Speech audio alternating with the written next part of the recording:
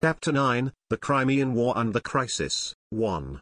European Politics. Towards the end of 1853, just as Marx had concluded his fight against democratic emigration illusions and amateur revolutionism with his polemic against Willich, a new period in European politics was opened up by the Crimean War, and it occupied his chief attention in the following few years. His own views on the subject were given chiefly in his contributions to the New York Tribune. Although its editors did their best to force him down to the level of ordinary newspaper correspondence, he could say with truth that only in exceptional cases did they succeed. He remained loyal to his principles, and even that work which he was compelled to do in order to earn a living was ennobled in his hands and given a permanent value by being based on laborious studies. Most of these treasures from his pen are still buried, and it will cost a certain amount of trouble to bring them to the surface again. Owing to the fact that the New York Tribune treated his contributions more or less as raw material, flung them into the waste paper basket at its discretion, published them under its own flag, and often, as Marx complained bitterly, published rubbish under his name, it will never be possible to reconstruct the whole of his work for the paper,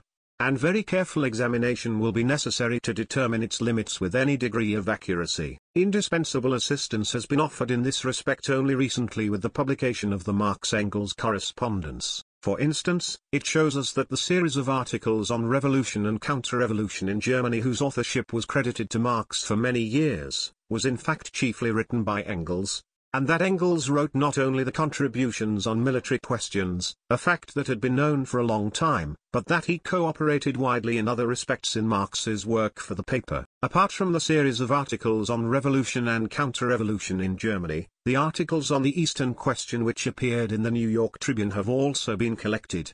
Though both with regard to what it contains and what it does not contain, this latter collection is of much more doubtful authenticity than the former, which was after all only credited to the wrong author. But even this critical examination of Marx's work for the New York Tribune would represent only a small part of the labors necessary, because even Marx, although he certainly succeeded in raising the level of journalism tremendously, could not raise it completely above the circumstances in which it had to be written. The greatest brain in the world cannot make new discoveries or give birth to new ideas twice a week, always just in time to catch the regular packet steamer on Tuesdays and Fridays. As Engels has pointed out, it is impossible under such circumstances altogether to avoid pure improvisation on the spur of the moment and reliance on memory only.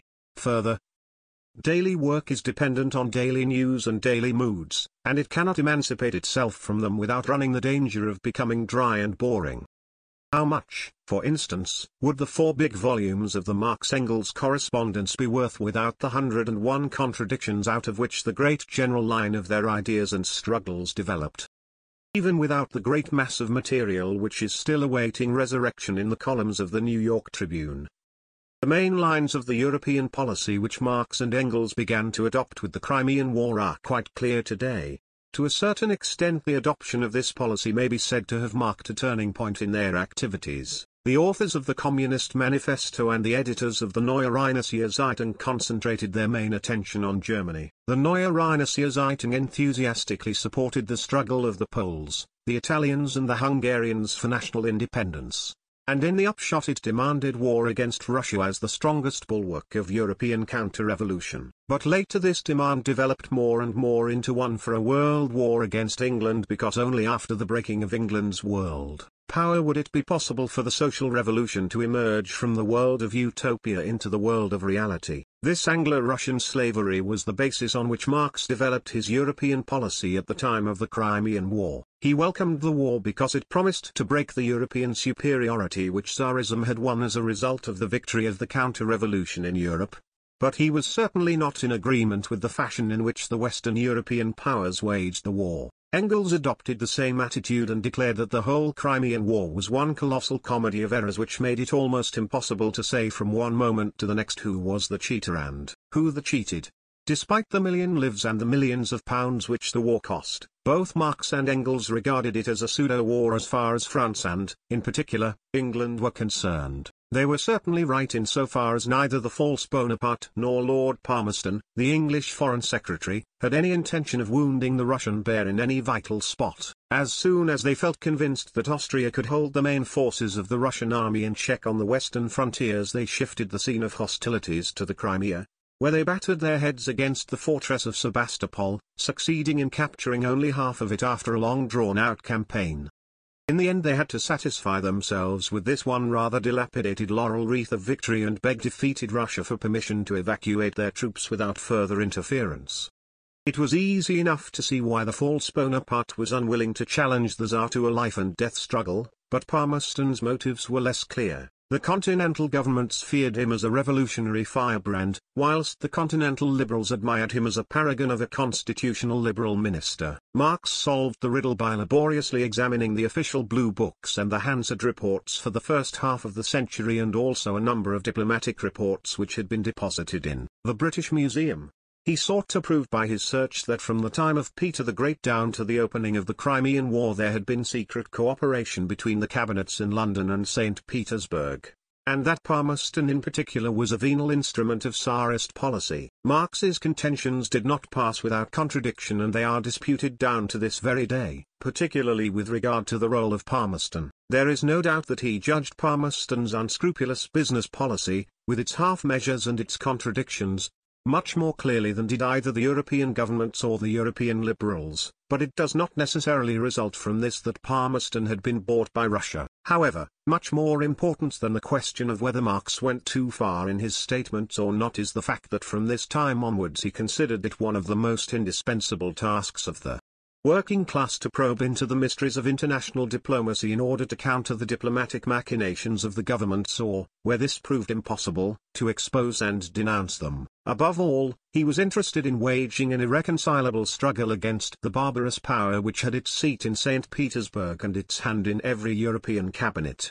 He regarded Tsarism not merely as the most powerful bulwark of European reaction whose very passive existence was a permanent threat and danger, but also as the chief enemy whose constant intervention in the affairs of Western Europe hampered and disturbed the normal course of development and aimed at winning geographical footholds which would give it dominance over Europe, thus making the emancipation of the European proletariat impossible. The great stress which he laid on this standpoint greatly influenced his policy from the Crimean War onwards, even more so than during the years of the Revolution. With this he was merely developing an idea he had first expressed in the Neue Rheinische Zeitung. But from now on both for him and for Engels the national struggles of those nations whose cause the paper had championed so enthusiastically began to recede very much into the background. Not that either of them ever ceased to demand the independence of Poland, Hungary and Italy as the right of these countries and the interest of Germany and Europe in general, but as early as 1851, Engels gave his old favourites marching orders. The Italians, Poles and Hungarians must be told plainly that when modern questions are under discussion they must hold their tongues. And a few months later he informed the Poles that they were done for as a nation and useful only as a means to an end until Russia itself had been drawn into the vortex of revolution. The Poles had never done anything in history but act with gallant and quarrelsome stupidity. Even against Russia they had never done anything of historical value, whilst Russia was at least progressive towards the East. With all its baseness and Slav filth, Russian dominance was a civilizing agency for the lands around the Black Sea and the Caspian Sea, for Central Asia, Bashkiria, and Tartary.